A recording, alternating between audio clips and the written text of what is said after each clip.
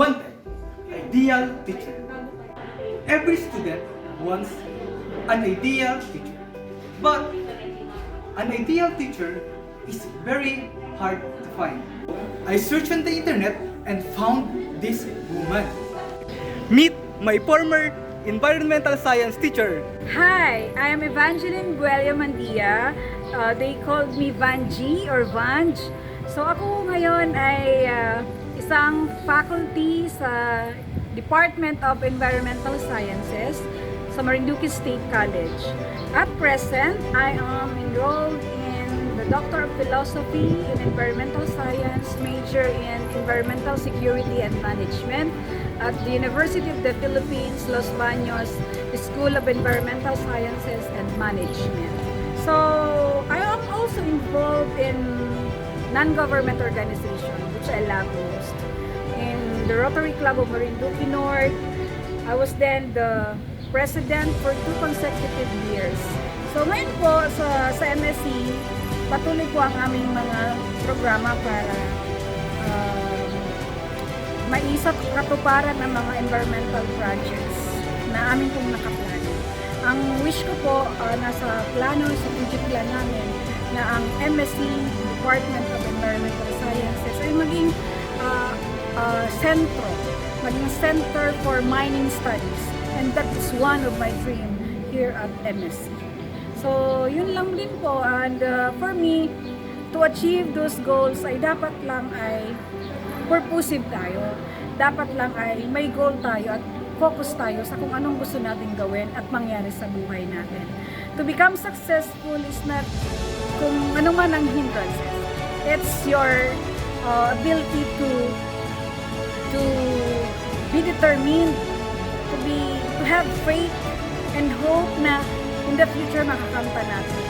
Sa mga estudyante ko, ako hindi po ng guro na sobrang stricto. Hanggat maaari at kaya kong tulungan, anytime, they find me, they look for me, and napunta sa bahay, tumatawag kahit gabi, nagte-text, nagtatanong kung ano ang mga needs na para doon sa subject nila. And sometimes, lalo ngayong pandemic, nagawa ko talaga silang puntahan na isa-isa, idalhin si module, dalhin ng mga learning materials. Lalo nakakaawa din na basta na lang natin sila pabayaan. So bilang guro, dapat talaga na yung consideration natin sa ating mga estudyante na hindi tayo forget na ganito na ang naabot natin, ang hirap-hirap na natin ma-reach. Mahirap yon. Dapat we need to go down to the level na kung anong meron sila. Kasi tinutulungan natin silang maging tulad natin.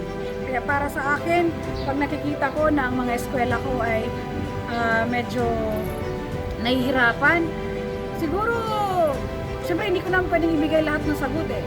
Mas dinadivert ko sa ibang paraan na makakatch up nila kung ano yung gusto ko. At mas satisfied ako doon sa proyekto nila na isasabihin sa akin of good quality output naman. Hindi man basta-basta na nagsabi lang, hindi. So, dapat talaga, lalo't ang mga bata ngayon, talagang napaka-limited yung access sa technology. So, siguro talagang kailangan natin silang intindihin. Hanggat maaari, i-provide natin yung mga modules na wala naman silang printer sa bahay. So, what I did is, piniprint ko yun para sa kanila. Minsan, ginagawa ko mas madali. Basta lang makita ko na may output ang mga bata. Hindi yung hinahayaan ko lang sila na wala silang masabi. No, na-follow up ko lalo. Kaya naman, kahit naman ako ay mga estudyante na before pa, sobrang natutuwa ako na nakikita nila na ayun si Ma'am Vanji hindi man mahirap lapitan. So, talagang sabi ko sa sarili ko, dapat down to earth lang tayo.